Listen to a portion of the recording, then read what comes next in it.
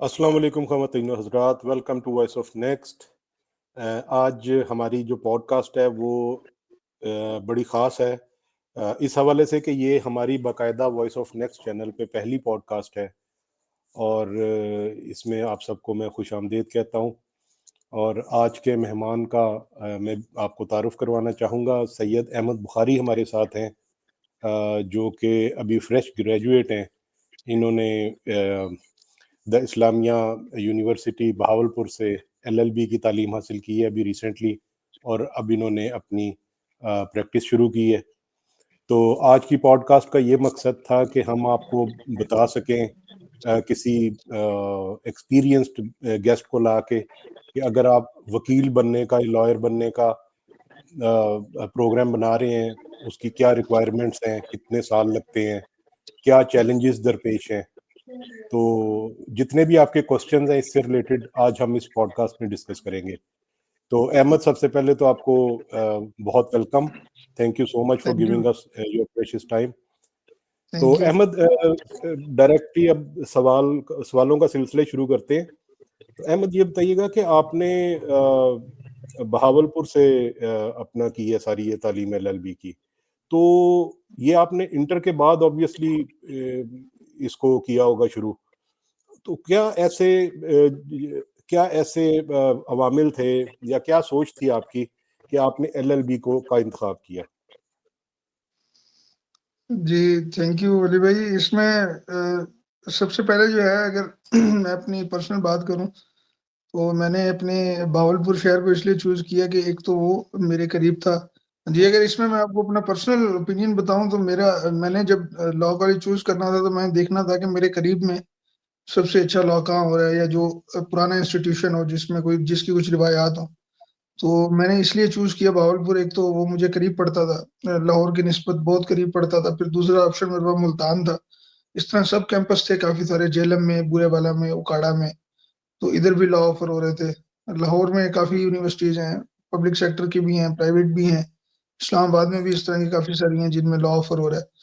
तो अब इसमें अगर हम ये बात करें कि मैंने लॉ क्यों करने का सोचा, तो मेरा एक ज़ाती ख्वाहिश थी एलएलबी को पढ़ने की, लॉ को पढ़ने की।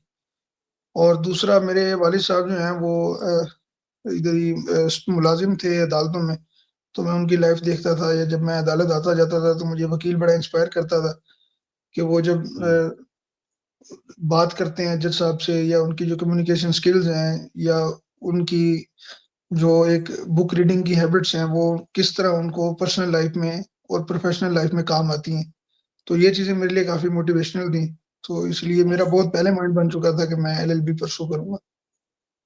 चलें, ये तो बड़ी अच्छी बात है, जो आपने सोचा वो आपने अचीव किया। तो आपने द इस्लामिया यूनिवर्सिटी बहावलपुर से अपनी डिग्री कंप्लीट की है एलएलबी की। तो ये मुझे बताइएगा कि इस यूनिवर्सिटी को जॉइन करने का कोई ख़ास पहलू था आपके ज़हन में, या ये घर के पास थी, आपके करीब ही थी, तो इस वजह से आपने जॉइन किया? इसमें सबसे पहले ये है कि मैं अगर आपको ऑफ द रिकॉर्ड अगर बात करूँ, तो जितने भी पब्लिक सेक्टर्स हैं पंजाब में जो लॉ ऑफ़र कर रहे हैं, उन सब का माहौल तकरीबन सेम है। अब ये देख लें कि पिछले 2 साल से इस्लामिया यूनिवर्सिटी भागलपुर पे पाकिस्तान बार काउंसिल ने बैन लगा दिया है कि आप एलएलबी नहीं करा सकते। पंजाब यूनिवर्सिटी को बैन हो गया है पिछले 1 साल से कि वो एलएलबी नहीं कंटिन्यू कर सकते। उसकी रीज़न ये है कि हम ये जो डिपार्टमेंट है, इस पे इसकी कोई प्रॉपर अभी मतलब उस पे रेगुलेशंस नहीं बन सकी हैं अभी तक। क्योंकि वो जो उधर टीचर्स होते हैं, या कुछ मामला, अब जैसे लेट्स सपोज़ एक लॉ स्टूडेंट को एक लाइब्रेरी की शदीद ज़रूरत होती है, तो अब इन पे बैन लगने की सबसे बड़ी वजह जो थी, उनमें सबसे बड़ी वजह यही थी कि एक तो उनके पास लाइब्रेरी की किल्लत थी। दूसरा, फिर हमारे इस तरह है कि डेली लॉज़ जो हैं वो बन रहे होते हैं, टूट रहे होते हैं। जिस तरह एक बायोलॉजी में एक सेल जो है, वो दिन में कई बार टूटता बनता है, तो इसी तरह जो लॉज़ भी हैं वो काफ़ी सारे प्रेसिडेंट्स की सूरत में हमारे पास डेली बेसिस पे आ रहे होते हैं, कोर्ट्स की जजमेंट्स होती हैं, नोटिफ़िकेशंस होते हैं, या कोई सेमिनार तो ये वगैरह आप हो रहे हैं तदरीसी जिसपे। ये आप तदरीसी हवाले से बात कर रहे हैं कि कॉलेजेस अपने आप को मेंटेन नहीं सही रखते, या यूनिवर्सिटीज़ अपने आप को मेंटेन नहीं रखती सही? हाँ जी, बिल्कुल। तो इसी वजह से ठीक है। बैन लग जाता है। फिर अगर आपने ये देखना है कि आपने अगर सबसे पहले आप ये देखते हैं कि भई मुझे कोई अच्छा लॉ कॉलेज मिले, या अगर लेट्स सपोज़ कुछ लोग ऐसे होते हैं कि जिनकी फाइनेंशियल कंडीशंस बहुत अच्छी होती हैं, तो वो जो है एक्सटर्नल डिग्री प्रेफ़र करते हैं। कुछ होते हैं वो पाकिस्तान में रह जाते हैं। तो अगर एक वो एस्पायरेंट जो लॉ करना चाह रहा है, तो उसके लिए ये ज़रूरी है कि वो अपनी फिज़िबिलिटी देखे कि उसको सबसे ज़्यादा बेहतर क्या पड़ रहा है, इन टर्म्स ऑफ फीस। क्योंकि अब हर यूनिवर्सिटी की फीस भी डिफरेंट होती है। तो अगर लम से कोई एलएलबी करेगा तो उसकी फीस डिफरेंट होगी। कोई मेरी तरह हम्म। बहावलपुर से या रीमल खान से या मुल्तान से या लाहौर से इवन करेगा तो उसकी फीस पब्लिक सेक्टर में बहुत कम होगी। तो ये कुछ अवामिल हैं जो देखे जाते हैं कि मैं अगर लॉ करना चाह रहा हूँ, तो मैं उसमें यूनिवर्सिटी चूज़ करते हुए फीस भी देखूँगा, अपनी फिज़िबिलिटी भी देखूँगा और मैं ये भी देखूँगा कि उधर लॉ कितना पुराना चल रहा है। अब जैसे आईयूबी की बात करें तो मेरे लिए इसलिए बेहतर था कि 1975 या 74 से इधर एलएलबी की क्लासेस चल रही हैं कंटिन्यू। पहले 2 साल का होता हम्म। था, फिर 3 साल का हुआ, फिर 5 का हो गया। तो मेरे ठीक लिए है। इसलिए बेहतर था कि तो मैं आपने चीज़ें 3 साल शामिल वाला किया या 5 साल वाला किया? नहीं, मैंने 5 साल वाला किया है क्योंकि जब मेरी एफएससी हुई थी 2019 में तो तब जस्टिस साकिब निसार ने ये वो कमेटी ने एजुकेशनल कमेटी ने फैसला किया था कि जो हम 3 साल का पाकिस्तान का लॉ है वो हम 2018 से बैन कर देंगे ऑनवर्ड। 2018 से पहले-पहले अच्छा। जिनके पास बीए की डिग्रीज़ थी, वो 3 साल लॉ कर सकते थे। लेट्स सपोज़ मैं 2015 में बीए किया है, तो मैं 2018 या 19 में आकर भी एडमिशन ले पा रहा था। लेकिन वो 2019 के बाद बिल्कुल जो है ना वो बंद कर दिया वो सिलसिला कि एडमिशन भी नहीं देना और पुराने 3 साल जो भी स्टूडेंट हैं जो अभी पाइपलाइन्ड है ग्रेजुएशन की तरफ, उनको जो है वो जल्द से जल्द ग्रेजुएट करें और अगली दफ़ा से हम 5 साल लॉ ही चलाएँ। क्योंकि पंजाब तो यूनिवर्सिटी इसमें बहुत पुराना 5 साल लॉ ऑफ़र कर रहा था और हाँ, कहीं 3 साल हो रहा था, तो उसको साकिब निसार ने एक उस पे थोड़ा सख्त फैसला दिया कि हम अब 5 साल ही चलाएँगे। तो इसमें फ़र्क क्या है 3 साल और 5 साल में? मज़ामीन का फ़र्क है? अगर आप देखें ना पाकिस्तान के इंटरनल लॉ के डिग्रीज़ में कि वो 3 साल और 5 साल में क्या फ़र्क था, तो मेरा नहीं ख़्याल कि कोई फ़र्क है। लेट्स सपोज़ एक बच्चा अच्छा। एफएससी करता है, एफएससी के बाद वो 2 साल बीए करता था और फिर 3 साल एलएलबी करता था, तो वो तब भी 5 साल का ही पड़ रहा था उसको, अगर वो कहीं और डिग्री हुँ, में इन्वॉल्व नहीं होता। अब हुँ, हुँ, अगर हुँ। ये देखें एफएससी के बाद 5 साल है तो ये एक हमें ऑनर्स की डिग्री मिल जाती है, एलएलबी ऑनर्स 5 साल है, एक प्रोफ़ेशनल डिग्री मिल जाती है। अब अगर हम एक्सटर्नल ठीक। की बात करें तो वो जो 3 साल ऑफ़र करते हैं वो बिल्कुल डिफरेंट होता है। वो एक्सटर्नल डिग्री या उसको लंदन डिग्री कह सकते हैं आप। उसमें वो आपको एफएससी के बाद ही 3 साल जो है ना वो लॉ उसमें एनरोल हो सकते हैं। उसकी फ़ीस बहुत ज़्यादा होती है, अगर कोई अफ़ोर्ड कर सकता है तो वो बहुत अच्छा ऑप्शन है कि वो किया जाए। पाकिस्तान में उसके काफ़ी इदारे हैं, लाहौर में अकेडमीज़ हैं जो तैयारी कराती हैं, लेकिन उनके पेपर जो हैं वो ओ और ए लेवल्स की तर्ज पे वो इसी तरह पाकिस्तान में ही होते हैं। ठीक है। और अब जो आइंदा से अगर किसी स्टूडेंट ने एलएलबी में एडमिशन लेना है तो अब वो 5 साल का ही करेगा, 3 साल वाला खत्म हो गया। जी, अगर वो पाकिस्तानी लॉ करना चाहता है तो वो 5 साल का ही होगा। अगर वो एक्सटर्नल डिग्री करना चाह रहा है तो उसको 3 साल ऑफ़र हो सकती है। अच्छा, अच्छा, ठीक है। अच्छा, अहमद ये बताइएगा कि ये वाली जो पढ़ाई है ये बाकी जो एक ट्रेडिशनल किस्म के सिलेबस होते हैं उनसे बड़ी हट के है। ठीक है? तो बिल्कुल। यानी ऑफ कोर्स इसमें आपने कोई आगे जाके कोई ऐसी इंजीनियरिंग से रिलेटेड या कोई मेडिकल से रिलेटेड या वैसे आर्ट्स में जो मज़ामीन पढ़ाए जाते हैं उससे रिलेटेड कोई ऐसा कोर्स नहीं करना, कोई सब्जेक्ट नहीं पढ़ना। तो ये काफ़ी हट के है इसके सब्जेक्ट्स। तो ये मुझे बताइएगा कि कितना चैलेंजिंग होता है कि आप मैथ्स, फिज़िक्स, केमिस्ट्री से एकदम जंप करके तो आप ये पाकिस्तान पीनल कोड की तरफ चले जाते हैं, उसके मज़ामीन पढ़ते हैं। तो कोई चैलेंजेज़ आते हैं इसमें मज़ामीन को ग्रैस्प करने में?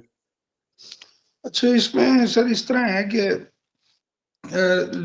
अगर हम ओए लेवल्स की बात करें तो उसमें स्टूडेंट्स के पास ऑप्शंस होते हैं कि वो अपनी अर्ली स्टेजेस पे ही लॉ के सब्जेक्ट चूज़ कर सकते हैं, जिस तरह हम प्री मेडिकल या प्री इंजीनियरिंग करते हैं या आईसीएस करते हैं या आईकॉम करते हैं। हमारे पास ये 4 ऑप्शंस हैं।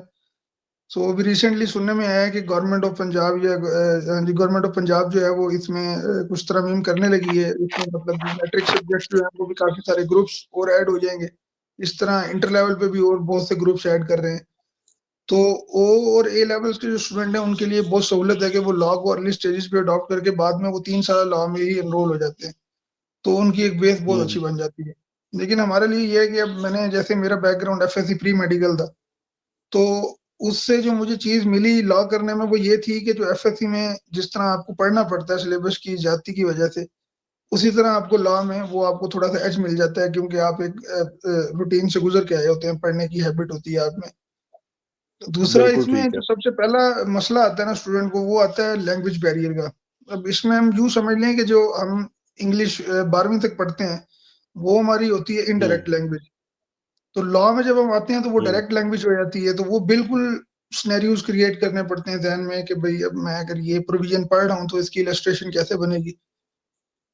तो इन चीज़ों को ठीक देख है। के चलना पड़ता है। दूसरा फिर यूनिवर्सिटी लाइफ़ में वैसे भी जो टीचर्स होते हैं वो डिटेल स्टडी नहीं कराते।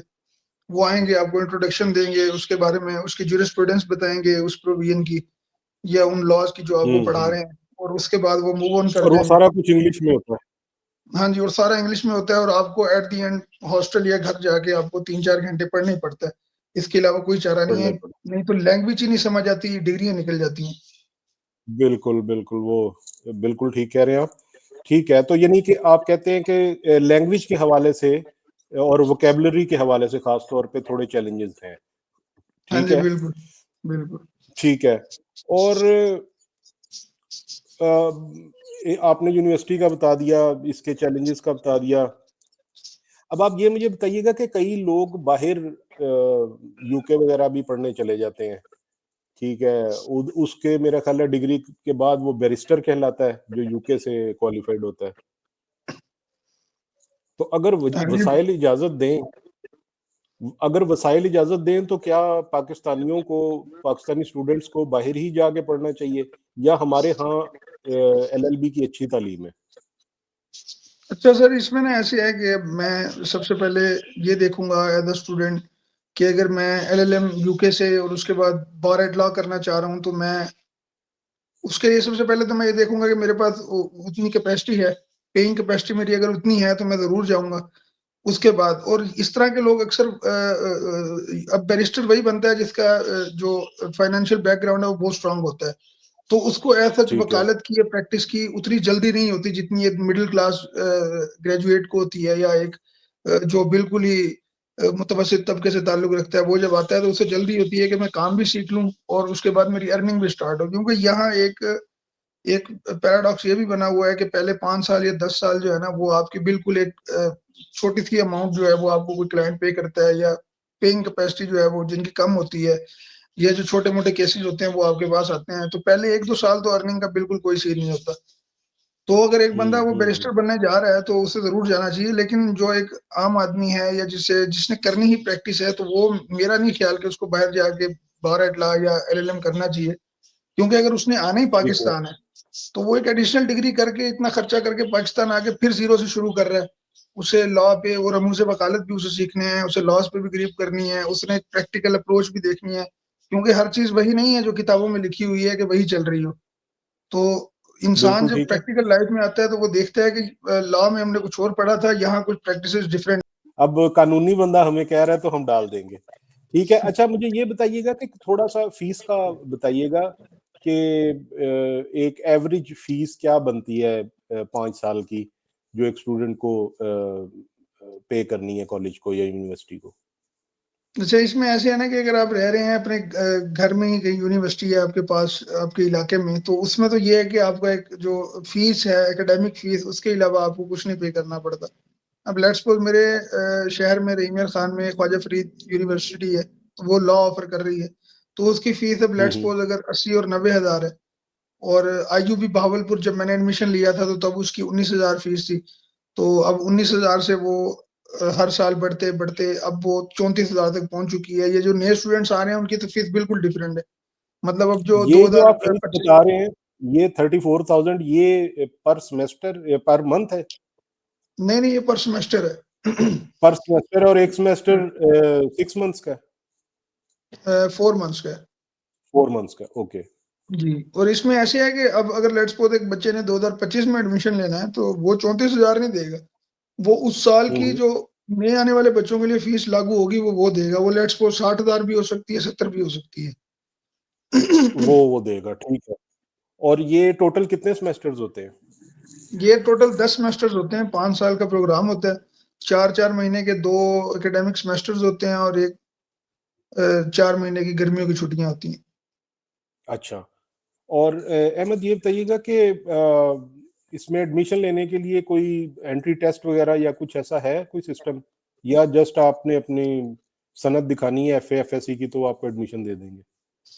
नहीं नहीं, इस तरह नहीं है। इसमें सबसे पहले आपको जो है ना वो HEC के क्राइटेरिया के मुताबिक आपके इंटरमीडिएट में मिनिमम 45 to 50% होना लाजमी है। उसके बाद आप ओके। एलिजिबल होते हैं, अप्लाई कर सकते हैं। फिर मेरिट जो है वो वेरी करता है हर यूनिवर्सिटी का। अब लेट्स सपोज अच्छा। मैंने अगर पंजाब यूनिवर्सिटी में एडमिशन लेना है तो उसका मेरिट और होगा। अब पाकिस्तान में इस टाइम सबसे मेरिट में हाईएस्ट जो यूनिवर्सिटी है वो कायदे आज़म इस्लामाबाद चल रही है, जिसका लॉ का मेरिट तकरीबन मेडिकल के बराबर होता है। तो उसमें सबसे पहले जो है हमें एक टेस्ट अच्छा। से गुजरना पड़ता है, लैट जिसको बोलते हैं, लॉ एडमिशन टेस्ट। तो उसमें जो अच्छा। है ना वो बेसिक बेसिक से एक टेस्ट होता है 100 नंबर का। इसमें 50 नंबर वाला पास है। तो वो 50 नंबर जो है वो आपके इंटरमीडिएट और मैट्रिक के नंबर में कैलकुलेट होके वो हर यूनिवर्सिटी एक अपना एग्रीगेट बना लेती है कि ये स्टूडेंट ने अप्लाई किया है तो इसका इतना एग्रीगेट बन गया। तो एट द एंड वो हाईएस्ट एग्रीगेट के जो 50 सीटें हैं, 60 सीटें हैं, उनका नाम फाइनल लिस्ट में डाल के उनको एडमिशन दे देते हैं। ठीक है, और ये जो लैब टेस्ट है ये सब यूनिवर्सिटीज का एक ही तरह का क्राइटेरिया है, यानी एक ही सारे क्वेश्चंस और वो जो फॉर्मेट है सारे टेस्ट का वो एक ही है, तो इसमें चाहे ऐसे है वो कि बड़ी यूनिवर्सिटी है या फिर छोटी? जिस तरह मेडिकल और इसका टेस्ट होता है कि एक इदारा बना हुआ है टेस्टिंग सर्विस के नाम से, जो एक टेस्ट कंडक्ट करता है मेडिकल में। इसी तरह आम जो जनरल डिग्रीज हैं उसमें जो है HEC हायर एजुकेशन कमीशन जो है वो टेस्ट कंडक्ट कराता है। तो वो टेस्ट जो है वो एक ही नौयत का होता है, पूरे पंजाब में या पाकिस्तान में एक ही टाइम होता है। उस टाइम बस आपने उसमें 50 नंबर लेने हैं और आप पास हैं, और उसके बाद आप अप्लाई कर सकते हैं। अगर किसी यूनिवर्सिटी आपको उठा रही है, लेट्स सपोज किसी यूनिवर्सिटी ने क्राइटेरिया रख दिया है कि लैट में जो है वो इतने नंबर होने चाहिए तब दाखिला देंगे, तो वो यूनिवर्सिटी की जो है वो अपनी पॉलिसी है। लेकिन जनरली आप पॉलिसी। गैट जो है वो HEC में अप्लाई करके, एजुकेशनल टेस्टिंग काउंसिल है HEC की एक ब्रांच, उसमें आप अप्लाई करते हैं। और ये तकरीबन साल में 4 से 5 बार कंडक्ट हो रहा है। तो आप किसी भी बैच में अप्लाई ठीक करके है। अपनी रोल नंबर स्लिप लेके आप टेस्ट देके, तो उस टेस्ट का जब रिजल्ट आता है वो अपनी फाइल के साथ लगा के आप अप्लाई करते हैं कि मैंने ये बेसिक क्राइटेरिया मेरा पूरा है, मैंने इंटर भी कर लिया है, मेरे उसमें 50 से ऊपर नंबर है, लैट में 50 से ऊपर है, मैट्रिक में इतने हैं, तो वो यूनिवर्सिटी एग्रीगेट बना लेगी खुद ही। Okay, fine. ठीक है, अच्छा मुझे अब ये बताइएगा कि इसमें टोटल नंबर ऑफ सब्जेक्ट्स कितने होते हैं, और अपार्ट फ्रॉम इंग्लिश लैंग्वेज कोई ऐसे सब्जेक्ट्स हैं जो आपको कब बड़े मुश्किल लगे हों? इसमें सब्जेक्ट्स जो हैं वो 50+ हैं 10 साल में। हम्म। और शुरू के 2 साल में जो है वो आपको बेसिक पढ़ाते 10 हैं। साल में अब नहीं, 10 सेमेस्टर्स में? हाँ जी, 10 सेमेस्टर में, 5 साल में। जी। तो उसमें शुरू के जो 2 साल हैं उसमें वो बेसिक BA के सब्जेक्ट्स पढ़ाते हैं, जिसमें इंग्लिश है, इंग्लिश मैंडेटरी है। अब अगर आपने शरिया लॉ करना है तो उसमें अरेबिक वोकेबलरी, अरेबिक मतलब जो सब्जेक्ट है वो कंपलसरी हो जाएगा इंग्लिश की जगह। और अगर आपने कॉमन लॉ जो पाकिस्तान में एक लॉ राइज है वो अगर आपने करना है तो उसमें आपको इंग्लिश पढ़नी पड़ती है पहले 1.5 साल, यानी 3 सेमेस्टर, और दूसरे केस में हम्म। अरबी। उसके साथ हमारे पास हम्म। इकोनॉमिक्स था, सोशियोलॉजी थी, टॉट था, और इसी तरह के छोटे छोटे सब्जेक्ट्स थे जो हमने पहले 2 साल में कवर किए हैं। और लॉ का हमने उसमें एक ही सब्जेक्ट पढ़ा था पहले 2 साल में, वो टॉट था। सिविल लॉज है वो बेसिकली, रेमेडीज, और उसमें सिविल नोयत की जो है वो केसेस हैं उसमें। ठीक है। और मुश्किल की अगर बात करें तो मुझे 5वें सेमेस्टर में तब मुश्किल आई थी जब पहली बार मेरे पास ताजीरात पाकिस्तान पार्ट 1 मेरे पास आया था कि भाई इस सेमेस्टर में हमारे पास ये भी है। तो उसमें कुछ ऐसी चीजें थी, कुछ ऐसी वर्डिंग्स थी जो समझ नहीं आ रही थी। तो उनको समझने अच्छा। में जो है ना वो टाइम लगा। तो मैं बस सीनियर्स के पास आता जाता रहता था, उनसे पूछ लेता था। तो मतलब एक अंडरस्टैंडिंग डेवलप होते होते साल 1.5 साल लग ही जाता है। Okay, fine. ठीक है, चलें, ये भी आपने बड़ा अच्छे तरीके से एक्सप्लेन कर दिया। अच्छा, अब मेरा आपसे अगला सवाल ये है कि आपने जिस तरह आपके थंबनेल पे भी हमने अभी लिख के लगाया हुआ है कि आप क्रिमिनल और सिविल जो मैटर्स हैं उसमें डील करते हैं, तो ये जो सिलेक्शन ऑफ फील्ड है कि भाई मैंने क्रिमिनल केसेस करने हैं आगे इन फ्यूचर, या मैंने सिविल में जाना है या फौजदारी में, तो ये आप कोई एज अ स्पेशलाइजेशन यूनिवर्सिटी में ही जिस तरह डॉक्टर्स होते हैं, उन्होंने किसी ने हार्ट में जाना है, हार्ट सर्जरी करनी है, किसी ने ईएनटी को बनता है, तो ये भी इसमें भी इसी तरह ही है कि या ये सब की पढ़ाई एलएलबी के आखिर तक एंड ऑफ जो है टेन्योर तक एक ही है, और उसके बाद फिर जब आप प्रैक्टिकल फील्ड में जाते हैं तो फिर ये चीज सिलेक्ट करते हैं कि अच्छा अब मैंने किस तरह अपने प्रोफेशन को आगे लेके जाना है। अच्छा, इसमें एलएलबी में ना बिल्कुल एक डिफरेंट सीन है। अब जिस तरह मेडिकल में आपने बात की कि डॉक्टर्स जो हैं वो चूज करते हैं कि अब हमने स्पेशलाइजेशन इस फील्ड में करनी है या एक पर्टिकुलर फील्ड चूज करके उसमें स्पेशलाइजेशन करते हैं, तो हमारा बिल्कुल इस तरह का माहौल नहीं है। हमें सबसे पहले जो है ना वो क्लाइंट और जो जिस काइंड ऑफ केसेस जो हमारे पास आ रहे होते हैं वो डिटरमिन करते हैं कि हमारी फ्यूचर में कौन सी फील्ड होगी। अब मैं अगर एक ऑफिस ज्वाइन किया है तो मैं जाके ये माइंड नहीं बना सकता कि मैंने सिविल की प्रैक्टिस करनी है, क्रिमिनल की करनी है, फैमिली की करनी है, या मैंने टैक्सेशन में ठीक काम करना है। तो ये ठीक है। क्लाइंट्स जो है वो डिसाइड करते हैं आपके, आपने हर किस्म का काम लेना है शुरू में, ताकि आप एक दफा गो थ्रू होते जाएं, आपको कम से कम एक प्रैक्टिकल फील्ड का आइडिया हो जाए। तो अगर मैं ये हाँ माइंड हाँ, बना के पहले दिन बैठ जाऊंगा कि मैंने लेना ही सिविल है, और मेरे पास कोई आ जाता है बेल करने, तो मैं उसे ये नहीं कह सकता कि भाई मैं सिविल का लॉयर हूँ, मैं बेल नहीं कर सकता। तो ठीक है। मुझे तो काम सारे आपने करने दरवाजे पड़ेंगे अपने एट द एंड। आपने जैसे आपने अपने जी जी, दरवाजे ओपन रखे हुए हैं सबके लिए। हाँ जी, बिल्कुल। वो ठीक जो है। फिर एट द एंड मतलब अब एक वकील है, उसकी शोहरत होगी कि सिविल में बहुत अच्छी इसकी प्रैक्टिस है, तो उसके बाद फिर सिविल का काम चल पड़ता है। और किसी की शोहरत हो जाती है क्रिमिनल से, तो उसका फौजदारी का काम चल पड़ता है। तो शुरू में आपने किसी को डिनाई नहीं करना होता या कुछ स्पेसिफिक चूज नहीं करना होता अपने लिए। आपने एक जनरली रहना हम्म, होता है और हर किस्म के काम को लेके चलना होता है, ताकि आप सीखें भी सही साथ साथ।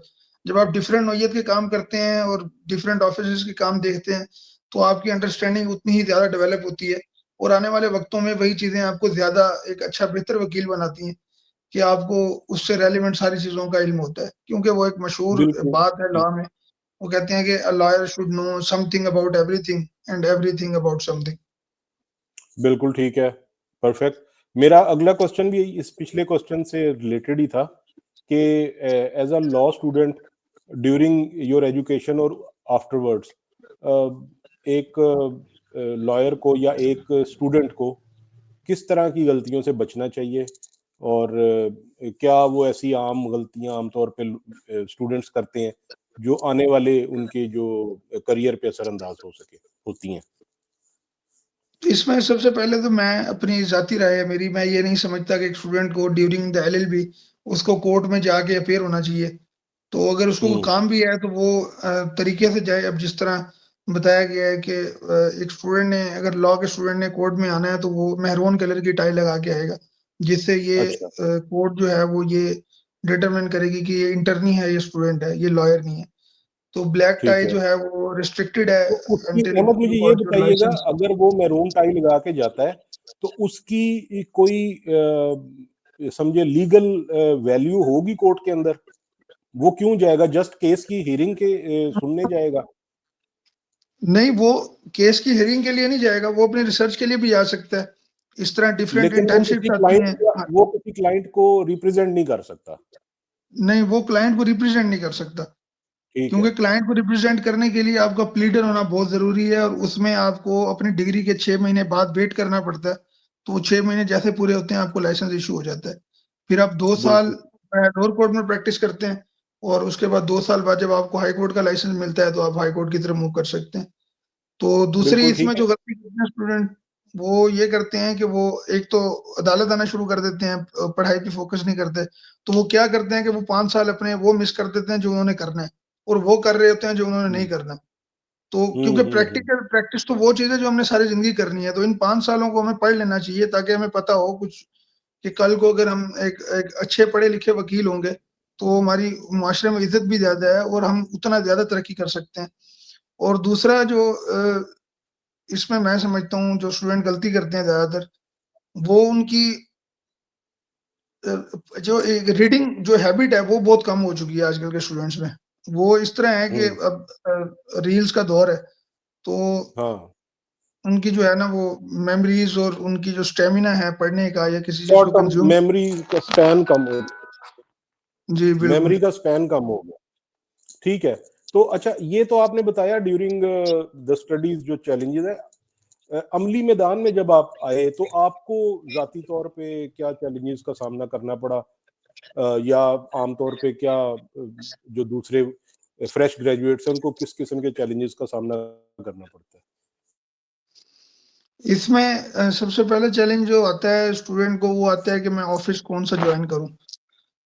तो अब जब भी स्टूडेंट कोई आता है नया ग्रेजुएट होके, तो उसको इतना तो आइडिया हो चुका होता है कि पहले 1-2 साल में मेरे लिए अर्निंग का कोई सोर्स नहीं है, मुझे तकरीबन जो है ना वो काम मुफ़्ती करने पड़ेंगे क्योंकि मैं सीखना चाह रहा हूँ। तो कोई भी जो है वो आपको ऐसे नहीं करेगा कि मैं आपको सिखाऊँ भी और आपको पे भी करूँ। तो ये जो है ज़हन से तो निकाल दे हम्म। कि वो कुछ बना सकेगा। लेकिन इसमें ये है कि आप जितनी जल्दी काम सीख जाएँ उतना ही फ़ायदा है। और कोई ऐसा ऑफ़िस जॉइन करें जहाँ हर तरह का काम हो। ये ना हो कि कोई क्रिमिनल है, सिविल है, क्योंकि शुरू में आपको हर तरह का काम करना चाहिए। अच्छा अहमद, आखिर में जाते जाते एक क्वेश्चन मैं आपसे करूंगा कि आप क्या नौजवानों को मशवरा देंगे, जो लोग अब सोच रहे हैं कि हम लॉ की तालीम हासिल करते हैं? हाँ जी, ये अगर किसी का है प्लान, वो एलएलबी करना चाहता है तो वो ज़रूर करे। अगर वो पढ़ने वाला है, वो रीडिंग कर सकता है और उसको किताबें थकाती नहीं है, तो वो बहुत आगे जा सकता है। अब लेट्स सपोज़ अगर हम प्रैक्टिस की बात करें तो आप प्रैक्टिस से बहुत अच्छा अपना एक लाइफ़स्टाइल जो है वो मेंटेन कर सकते हैं। अगर आप हम्म। वाक़ई काबिल हैं और आपके बोलने का अंदाज़ अच्छा है और आप जज को कन्विंस कर सकते हैं, तो आपको एक इस फ़ील्ड से बहुत अच्छे जो है वो आपको रिवार्ड्स मिलते हैं। इस टाइम पाकिस्तान ठीक। में कोई इदारा ऐसा नहीं है जो जिसको लीगल एडवाइज़र की ज़रूरत ना हो। तो गवर्नमेंट जितने भी इदारे हैं बिल्कुल। उन्होंने तो बाकायदा अपनी जो है वो पोस्ट क्रिएट की हुई हैं 17वें स्केल की, 18वें स्केल की। तो वो डिपेंड कि आपका एक्सपीरियंस कितना है, तो आप उस हिसाब से उन स्केल्स पे अप्लाई भी कर सकते हैं। दूसरा, आपके पास एक सिविल जज का बहुत अच्छा एक प्रोफ़ेशन है, आप उसको अडॉप्ट कर सकते हैं।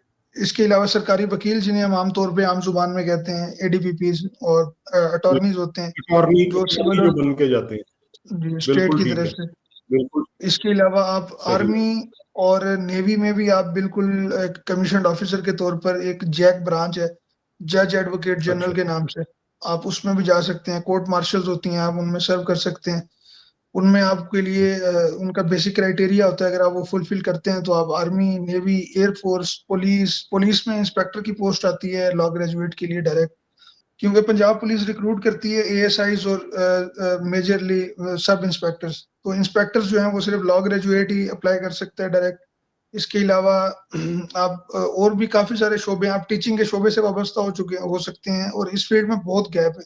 आप जिस भी जॉब हम्म। पे अगर आप कहेंगे कि मैंने ये जॉब करनी है, आपको वहाँ कॉम्पिटेंसी कम मिलेगी, वैकेंसी ज़्यादा मिलेंगी। अब जुडिशरी में हम्म। पंजाब में एक रिपोर्ट आती है कि 800 से 700 जजेस की सीटें खाली हैं पंजाब में, सिविल जजेस की। तो पासिंग रेशियो अगर 100 बच्चा अपीयर हो रहा है सिविल जज एग्ज़ाम में, तो 25 से 30 पास हो रहे हैं, लेट्स सपोज़, और उनमें हम्म। से जो फाइनल मेरिट लिस्ट तक पहुँचते हैं वो कोई 7, 8, 10, 12 होते हैं हर साल। अच्छा, इसमें आपने बताया कि काफ़ी सारे अपीयर होते हैं, और लेकिन उसमें जो पासिंग रेशो है वो बड़ी कम है। तो इसमें मेरा ख्याल है कहीं ना जी। कहीं इंग्लिश लैंग्वेज का भी अमल दखल है। जी, बिल्कुल। अब मैं अगर आपको अपना एक ज़ाती तज़किया या एक्सपीरियंस बताऊँ, तो वो ये है कि मेरे जितने भी सीनियर्स अपीयर हुए हैं आज तक जुडिशियल एग्ज़ाम में, तो वो उनका एलएलबी के सब्जेक्ट्स उनके क्लियर हो जाते थे और वो इंग्लिश में फ़ेल हो जाते थे, इंग्लिश हम्म। सब्जेक्ट हम्म। में। हम्म। तो ये चले फिर बहुत ये एक तो स्टूडेंट्स को यही यानी मशवरा देना चाहिए हमें कि इंग्लिश बड़ी ज़रूरी है। जी, पाकिस्तान के अंदर भी, पाकिस्तान से बाहर भी इंटरनेशनल लैंग्वेज है। इंग्लिश के बगैर जो है वो अब बड़ा मुश्किल हो गया है। कोई भी फील्ड है वो इंग्लिश के बगैर अधूरी है। बिल्कुल। ठीक है। चलें, thank you very much Ahmad. हम मेरा ख्याल है इस पॉडकास्ट को इधर ही ख़त्म करते हैं। और जी, आपका बहुत शुक्रिया, आपने थैंक यू। टाइम निकाला। और जो आने वाले हमारे बच्चे हैं जिन्होंने अभी एडमिशन लेना है, जो सोच रहे हैं लॉ ग्रेजुएट्स बनने का आपकी तरह, तो उनको बड़ा आपने गाइड किया है। मुझे उम्मीद है कि इस पॉडकास्ट से उनको काफ़ी कुछ सीखने को मिला होगा। और मैं उम्मीद करता हूँ कि आप के साथ मज़ीद जो है ना चंद पॉडकास्ट होंगी इन्हीं लीगल मैटर्स के हवाले से, ताकि चलें एक आम आवाम की किसी हद तक जो है वो रहनुमाई हो सके। जी, ज़रूर इंशाल्लाह, मैं बिल्कुल, आप जब कहेंगे मैं हाज़िर हूँ। चलें, बहुत शुक्रिया Ahmad. Thank you very thank much. You.